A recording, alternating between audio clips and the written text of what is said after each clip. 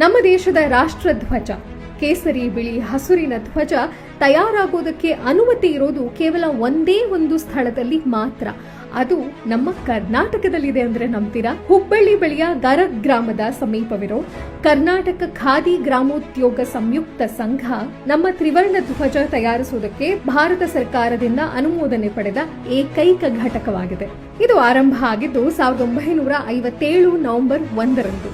ಅಂದ್ರೆ ನಮ್ಮ ಕರ್ನಾಟಕ ರಾಜ್ಯ ರೂಪುಗೊಂಡ ದಿನನೇ. ಈ ಗೌರವಕ್ಕೆ ಕರ್ನಾಟಕ ರಾಜ್ಯವೇ ಹೇಗೆ ಆಯ್ಕೆ ಆಗುತ್ತೆ ಗೊತ್ತಾ? ಇದು ಗರಗ್ ಗ್ರಾಮದ ಬಲವಾದ ಖಾದಿ ಪರಂಪರೆಯಿಂದ ಪ್ರಾರಂಭ ಆಗಿತ್ತು.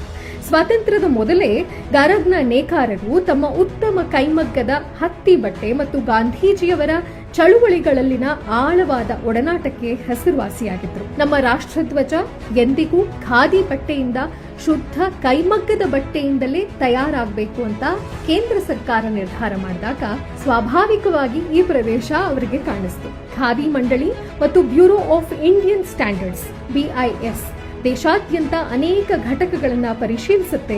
ಆದರೆ ಗರಗ್ನ ಖಾದಿ ಸಂಘ ಮಾತ್ರ ಪ್ರತಿಯೊಂದು ಕಟ್ಟುನಿಟ್ಟಾದ ಮಾನದಂಡವನ್ನ ಪೂರೈಸುತ್ತೆ. ಬಟ್ಟೆಯ ರಚನೆ ಮತ್ತು ಬಣ್ಣದ ಛಾಯೆಗಳಿಂದ ಹಿಡಿದು ಪಟ್ಟಿಯ ನಿಖರ ಗಾತ್ರ ಮತ್ತು ಅಶೋಕ ಚಕ್ರದವರೆಗೂ, ಅಂದಿನಿಂದ ಕೆಂಪು ಕೋಟೆಯ ಮೇಲೆ ಹಾರಿಸುವ ಧ್ವಜದಿಂದ ಹಿಡಿದು ಗಣರಾಜ್ಯೋತ್ಸವದಂದು ಹಾರಾಡುವ ಧ್ವಜದವರೆಗೂ ಪ್ರತಿಯೊಂದು ಧ್ವಜವನ್ನು ನಮ್ಮ ಕರ್ನಾಟಕದ ಕುಶಲ ನೇಕಾರರೇ ತಯಾರು ಮಾಡ್ತಾರೆ.